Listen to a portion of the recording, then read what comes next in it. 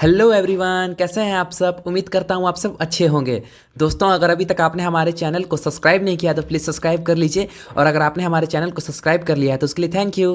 दोस्तों, आज के इस लेक्चर में हम डिस्कस करेंगे एडिमा के बारे में। आज हम जानेंगे कि एडिमा क्या होता है। तो चलिए आज की वीडियो को स्टार्ट करते हैं। तो एडिमा क्या है दोस्तों? एडिमा एक मेडिकल टर्म है। किस चीज़ का? स्वेलिंग का। यानी कि जो स्वेलिंग होता है उसको एक और नाम से जानते हैं, एडिमा। ठीक है दोस्तों, एडिमा एक मेडिकल टर्म है जिसका मतलब होता है स्वेलिंग। इसके अंदर क्या होता है दोस्तों? फ्लूइड ट्रैप्ड हो जाती है। कहाँ फ्लूइड ट्रैप्ड होती है? हमारी बॉडी के अंदर। जो हमारी बॉडी होती है यानी कि बॉडी टिश्यू होती है, उसके अंदर फ्लूइड का एकोमुलेशन होता है दोस्तों। ये बाहर से कोई फ्लूइड नहीं आती, हमारी बॉडी की ही फ्लूइड होती है। ये हमारी खुद की बॉडी की ही फ्लूइड होती है, जो डिपोजिट होने लगती है हमारे किसी कैविटी में या हमारे पेरिफेरल सिस्टम में या किसी भी हमारे बॉडी के ऑर्गन में, जिसकी वजह से क्या हमको देखने को मिलता है? एडिमा देखने को मिलता है, यानी कि स्वेलिंग देखने को मिलता है। बॉडी सूज जाती है। जैसे आपने देखा होगा बहुत लोगों के पैर सूज जाते हैं, तो उसमें क्या होता है? उनके जो लेग्स होते हैं उसमें एडिमा हो जाता है, स्वेलिंग हो जाता है। क्यों होता है? क्योंकि फ्लूइड है, जो हमारी बॉडी की फ्लूइड है वो ट्रैप्ड हो जाती है। अब ट्रैप्ड किसी की वजह से भी हो सकती है, जैसे कि कोई इटियोलॉजिकल फैक्टर या किसी पैथोलॉजिकल कंडीशन की वजह से, उसको हम नीचे डिस्कस करेंगे। तो आप बस इतना समझिए कि एडिमा के अंदर क्या होता है? हमारी बॉडी फ्लूइड ट्रैप्ड हो जाती है हमारी बॉडी टिश्यू के अंदर, या किसी कैविटी के अंदर, जैसे कि एब्डोमिनल कैविटी, पेट में पानी भर जाना, थोरेसिक कैविटी, चेस्ट में पानी भर जाना जैसे निमोनिया के कंडीशन में, या हमारे जो क्रेनियल कैविटी होती है ब्रेन में, वहाँ पे भी पानी का डिपोजिशन हो जाता है दोस्तों। तो आइए अब इसके कुछ मेन, जहाँ पे ये डिपॉजिट होता है फ्लूइड का, मतलब कि एडिमा डिपॉजिट होता है। एडिमा कहाँ कहाँ देखने को मिलता है, तो आइए चलिए अब इसको देखते हैं दोस्तों। तो हमारे फीट, एंकल और लेग्स, ये मेनली यहाँ कॉमन है, यहाँ पे सबसे ज़्यादा हमको देखने को मिलता है दोस्तों। बट साथ ही साथ कुछ बॉडी के ऐसे भी पार्ट्स हैं जहाँ के हमको एडिमा देखने को मिलता है, जैसे कि फेस, हैंड्स, एब्डोमन, और स्पेशली उन लोगों में देखने को मिलता है जैसे कि प्रेग्नेंट वुमेन और जिनका एज 65 प्लस हो चुका है, यानी कि ओल्डर पर्सन में दोस्तों।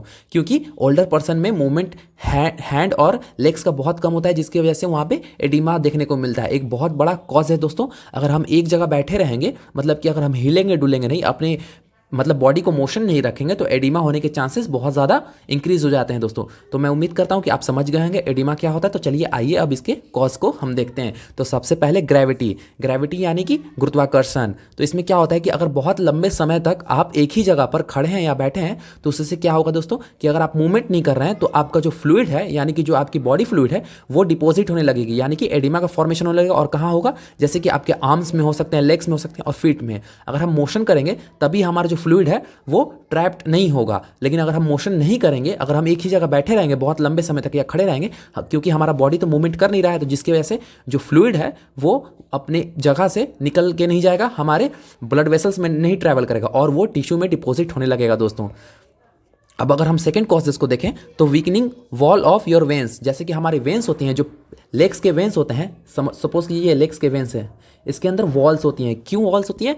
क्योंकि ये ब्लड को बैकफ्लो से प्रिवेंट करती हैं। अब क्या होता है कि अगर ये वॉल्स में वीकनिंग आ जाए या हार्डनिंग हो जाए, जिसकी वजह से ये बैकफ्लो को प्रिवेंट नहीं कर सके, तो क्या होगा? जो हमारी लेग्स हैं, जो हमारी ये सपोज कीजिए हमारी लेग्स हैं, तो ये क्या होगा? ये सारा फ्लूइड का एक्युमुलेशन होने लगेगा नीचे की तरफ। जो पैर के एंकल साइड है या पैर की हमारी फुट है, वहाँ पे बहुत ज़्यादा फॉर्मेशन होने लगेगा, बहुत ज़्यादा टिश्यू का बिल्डअप होने लगेगा, यानी कि वहाँ पे फ्लूइड का बिल्डअप होने लगेगा, वहाँ पे एक्युमुलेशन होने लगेगा फ्लूइड का। इसकी वजह से भी हमको एडिमा देखने को मिलता है पेरिफेरल में, यानी कि हमारे पैर में, हमारे एक्सट्रीमिटीज़ में दोस्तों। अब आइए तीसरे को देखते हैं। तो मेडिकल कंडीशन, कोई मेडिकल कंडीशन यानी कि डिजीज कंडीशन, जैसे कि हार्ट फेलियर, यानी कि हार्ट अगर अच्छे तरह से वर्क नहीं करेगा, अपना काम नहीं करेगा, तो उसकी वजह से भी हो सकता है।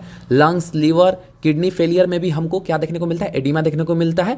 क्योंकि अगर हमारा किडनी अच्छे से ब्लड को फिल्ट्रेट नहीं करेगा तो प्री लोड बढ़ेगा दोस्तों, और जब प्री लोड बढ़ेगा तो हमारा जो पेरिफेरल में जितने भी फ्लूइड हैं वो अच्छी तरह से हमारे बॉडी में सर्कुलेट नहीं हो पाएंगे, और वो डिपोजिशन होने लगेंगे हमारी बॉडी कैविटी के अंदर या हमारे किसी भी बॉडी टिश्यू के अंदर। तो इसकी वजह से भी हमको देखने को मिलता है। साथ ही साथ दोस्तों, जैसे कोई मेडिसिन के साइड इफेक्ट, जैसे कि अगर हम ब्लड प्रेशर को कंट्रोल करने के लिए या पेन को मैनेजमेंट करने के लिए कोई ड्रग्स लेते हैं, उसकी वजह से भी हमको उसका एडवर्स इफेक्ट क्या होता है, साइड इफेक्ट क्या होता है कि एडिमा देखने को मिलता है। साथ ही साथ प्रेगनेंसी, जैसे कि मैंने ऊपर डिफिनेशन में ही बताया था कि प्रेगनेंसी के टाइम हमको क्या देखने को मिलता है? एडिमा देखने को मिलता है। जैसे प्रेग्नेंट वुमेन होती हैं, उनमें क्या, उनके लिम्स में, क्योंकि उनका मूवमेंट तो बहुत कम हो जाता है प्रेगनेंसी के कारण, क्योंकि जो बेबी होता है उनके जो यूट्रस में होता है उसकी वजह से उनका जो मूवमेंट होता है वो बहुत कम हो जाता है, प्रेशर बहुत ज़्यादा अप्लाई होता है, जिसकी वजह से उनके लोअर ट्रंक में यानी कि नीचे के हिस्से में पैर में क्या होता है कि मूवमेंट ना हो जाने की वजह से वहाँ एडिमा हमको देखने को मिलता है दोस्तों। तो आइए अब कुछ एडिमा के टाइप्स हैं उसको हम डिस्कस कर लेते हैं। तो सबसे पहला पेरिफेरल एडिमा, यानी कि हमारे एक्सट्रीमिटीज़ में, यानी कि अपर एक्सट्रीमिटीज़ यानी कि हाथ पैर और लोअर एक्सट्रीमिटीज़ मतलब कि हमारे पैर। तो इसमें क्या होता है जैसे कि एंकल, फीट्स, लेग्स, हैंड्स और हमारे आर्म्स में क्या होता है कि अच्छी तरह से मूवमेंट ना होने की वजह से, मतलब कि प्रॉपर मूवमेंट ना होने की वजह से क्या होता है कि स्वेलिंग हो जाता है, यानी कि हमको एडिमा देखने को मिलता है। और इससे क्या होता है डिफिकल्टी टू मूवमेंट, हमें मूवमेंट चलने में, दौड़ने में, एक्सरसाइज करने में बहुत ज़्यादा डिफिकल्टी होती है, क्योंकि हमारा जो पैर है वो सूज चुका है, उसमें एडिमा का फॉर्मेशन हो गया है। पल्मोनरी एडिमा, पल्मोनरी एडिमा मतलब दोस्तों कि जो हमारा लंग्स होता है, लंग्स के अंदर निमोनिया के कंडीशन में क्या होता है कि हमारा फ्लूइड है वो डिपोजिशन होने लगता है लंग्स के अंदर, जिसकी वजह से ब्रीथिंग लेने में बहुत ज़्यादा डिफिकल्टी होती है, ब्रीथिंग करने में मतलब कि सांस लेने में, क्योंकि अब हमारे लंग्स में तो क्या हो गया है, पानी भर गया है। अब सपोज कीजिए अगर लंग्स में पानी भर गया है तो लंग्स अच्छे से ऑक्सीजन को इनहेल नहीं कर पाएगा, कार्बन डाइऑक्साइड को एक्सहेल नहीं कर पाएगा, मतलब कि जो डिफ्यूज़न होता है गैसेस का वो अच्छी तरह से नहीं हो पाएगा, क्योंकि लंग्स में तो पानी भर चुका है। तो उसकी वजह से भी हमको क्या देखने को मिलता है, एडिमा। और दोस्तों ये एडिमा क्या बोलते हैं इसको, पल्मोनरी एडिमा, यानी कि लंग्स में पानी भर जाना। सेरिब्रल एडिमा यानी कि हमारे जो ब्रेन कैविटी है यानी क्रेनियल कैविटी, उसमें डिपोजिशन हो जाना पानी का। और सोचिए दोस्तों अगर हमारा ब्रेन जो है मेन वाइटल ऑर्गन है, यानी कि बहुत ज़्यादा इंपॉर्टेंस ऑर्गन है हमारे ह्यूमन बॉडी का, क्योंकि ब्रेन ही है जो हर चीज़ को कंट्रोल करके रखता है, और गलती से अगर ब्रेन में पानी भर गया तो वो लाइफ थ्रेटनिंग हो सकता है दोस्तों। क्योंकि एक इंसान सब कुछ अपने ब्रेन के अकॉर्डिंग करता है, यानी कि चलता है, फिरता है, सोचता है, समझता है, बात करता है, स्मेल करता है, टेम्परेचर, हाँ सारा चीज़ क्या होता है ब्रेन रेगुलेट करता है। और अगर हमारा ब्रेन ही अच्छे तरह से काम ना कर पाए, उसमें मतलब कि फ्लूइड का एक्युमुलेशन हो जाए, बहुत ज़्यादा फ्लूइड का इकट्ठा हो जाए, तो उसकी वजह से क्या होगा कि जो हमारा ब्रेन है अच्छी तरह से वर्क नहीं कर पाएगा और लाइफ थ्रेटनिंग हो जाएगा। और कभी कभी तो क्या होगा कि जो पेशेंट होगा, जो इंडिविजुअल होगा, वो डेड कर जाएगा दोस्तों। पुटिंग एडिमा क्या होता है, पुटिंग एडिमा मतलब कि जब ये पेरिफेरल एडिमा की तरह ही होता है, लेकिन इसके अंदर क्या होता है कि जब हम प्रेस करेंगे, समझिए कि ये आपके लिम्स हैं, ठीक है, ये लिम्स है, और जब अगर यहाँ पे हेल्थ केयर प्रोवाइडर अगर इसको इस एरिया को पुश करेंगे तो ये एक कैविटी की तरह बन जाएगा। जो आपका पैर है, सपोज कीजिए ये पैर है, थोड़ा सा डायग्राम खराब बन गया दोस्तों, रुकिए, ये पैर है सोचिए, तो यहाँ पे क्या होगा, ये एंकल है आपके जो, तो इसमें क्या होगा, यहाँ पे एक गड्ढा बन जाएगा, और ये गड्ढा हील हो जाएगा, लेकिन थोड़ा सा टाइम लगेगा, यानी कि 30 सेकेंड या 60 सेकेंड 60 सेकेंड का टाइम लगेगा, लेकिन फिर वो जो गड्ढा है, कैविटी बना है, वो हील हो जाएगा, क्योंकि इसके अंदर फ्लूइड एक्युमुलेशन हो गया है, जिसकी वजह से ये कैविटी बन जाती है दोस्तों। तो उसे ही हम क्या कहते हैं, उसे हम पुटिंग एडिमा कहते हैं दोस्तों। अब आइए इसके साइन एंड सिम्टम्स को हम डिस्कस करते हैं। तो साइन एंड सिम्टम्स में क्या होगा कि जो एरिया है, जो हमारी बॉडी की एरिया है, डिपोजिशन होने की वजह से वो लार्ज दिखाई देगी। अब सपोज कीजिए कि हमारी क्या होगा कि हमारी नॉर्मल पैर है, ठीक है, बट अगर फ्लूइड इसमें हम भर दें तो ये क्या होगा, ये ऐसे लार्ज हो जाएगी। मैं दूसरा कलर ले लेता हूँ दोस्तों, वो स्वेलिन हो जाएगा, जो हमारा पैर है वो स्वेलिंग हो जाएगा। फिर क्या होगा, जो हमारी स्किन है, जो हमारी पतली रहती है, सपोज कि ये जैसे हमारा टिश्यू रहता है उसमें नॉर्मल शेप में रहती है, बट जब इसमें पानी भर जाएगा तो वो स्ट्रेच हो जाएगी, उसमें शाइनिंग देखने को मिलेगा, क्योंकि वो पानी से पूरा भरा हुआ है। अगर पानी भरेगा तो वो चमकेगा, शाइनिंग हो जाएगा, और वो स्ट्रेच बहुत हो जाएगा दोस्तों। क्योंकि अगर एक बैलून है, अगर आप बैलून में पानी भरते हैं तो नॉर्मली कंडीशन में बैलून तो ठीक रहता है, ठीक है, विजुअल रहता है, बट जब उसमें हम पानी भरते हैं तो वो मतलब कि अच्छी तरह से आर पार दिखने लगता है। तो उसी तरह हमारी स्किन हो जाएगी दोस्तों। ऐसा नहीं है कि वो आर पार दिखने लगेगा, बट उसमें शाइनिंग होने लगेगा दोस्तों। डिफिकल्टी टू वॉकिंग मतलब कि अगर हमारे लेग्स में, एंकल में स्वेलिंग हो जाए तो क्या होगा, फीट में स्वेलिंग हो जाए तो हमें चलने में बहुत दिक्कत होगा, क्योंकि हमारा पैर तो स्वेलिंग हो चुका है। अगर हमारे लंग्स में एक्युमुलेशन हो जाए फ्लूइड का तो क्या होगा, कफ होगा, मतलब हमें खांसी हो सकता है, बहुत ज़्यादा डिफिकल्टी होगी, डिस्पीनिया होगी, हम सांस अच्छी तरह से नहीं ले पाएंगे, डिफिकल्टी टू ब्रीथिंग हो जाएगी दोस्तों, और बहुत ज़्यादा कॉम्प्लिकेशन होगा हमें सांस लेने में दोस्तों। साथ ही साथ हमें टाइटनेस ऑफ बॉडी लगेगी, मतलब बहुत ज़्यादा टाइटनेस लगेगी, स्वेले सूजा लगेगा, क्योंकि हमारे ऑलरेडी बॉडी में पानी भर गया है। मतलब कि जो हमारा फ्लूइड है, हमारा बॉडी का ही फ्लूइड रहता है, वो बाहर से, मैं फिर से बोल रहा हूँ, कोई बाहर से फ्लूइड नहीं आता, वो हमारी बॉडी की ही फ्लूइड करती है, जो हमारी बॉडी के अंदर सर्कुलेट करती है, बॉडी में पूरी फैलती है, वही क्या होती है किसी कॉजेज़ की वजह से, जो मैंने ऊपर हमने डिस्कस किया, उसी की वजह से क्या होता है कि हमारी बॉडी के अंदर ट्रैप्ड हो जाती है फ्लूइड, कहीं भी बॉडी के अंदर, जैसे कैविटी में भी हो सकती है, या टिश्यू एरिया में, या हमारे लेग्स में भी हो सकती है, जिसकी वजह से हमें क्या मिलेगा, टाइटनेस मिलेगा दोस्तों।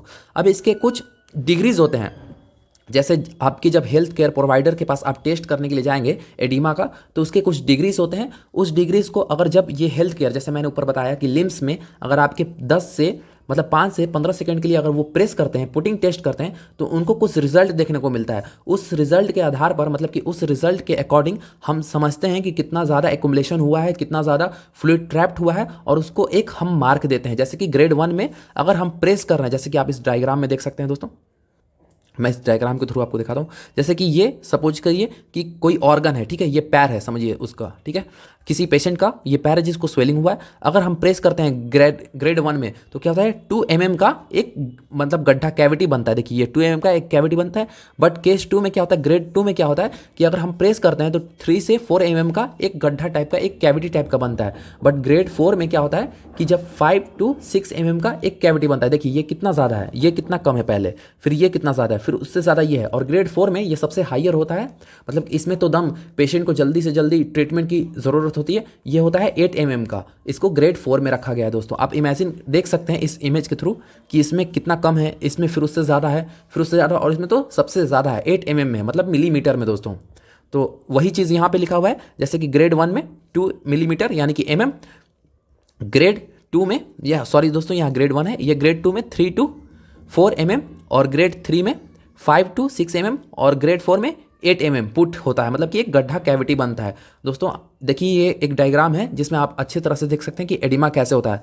देखिए एडिमा का कंडीशन है ये, और ये एक नॉर्मल कंडीशन। नॉर्मल कंडीशन में आपका एंकल नॉर्मल रहता है, बट एडिमा के कंडीशन में क्या होता है कि अगर आप यहाँ पे प्रेस करते हैं तो एक कैविटी सा, एक पुटिंग एडिमा, जब हम यहाँ प्रेस करते हैं, पुट करते हैं एडिमा के पास, तो एक कैविटी बन जाता है, और इसी कैविटी के आधार पर हम ग्रेड में देते हैं कि कितना ज़्यादा वो स्वेलिंग हुआ है या कितना ज़्यादा एडिमा का वहाँ पे फॉर्मेशन हुआ है दोस्तों। तो मैं उम्मीद करता हूँ जो आज हमने एडिमा पे यानी कि स्वेलिंग पे जो भी आज टॉपिक पढ़ा, अच्छी तरह से आपको क्लियर हुई होगी। अगर क्लियर हुई होगी दोस्तों, तो हमारे चैनल को नर्सिंग सॉल्यूशन को सब्सक्राइब करें, और अपने दोस्तों में इस वीडियो को शेयर करें, ज़्यादा से ज़्यादा इस वीडियो को वॉच करें दोस्तों। और हम मिलते हैं आपसे अगली वीडियो में।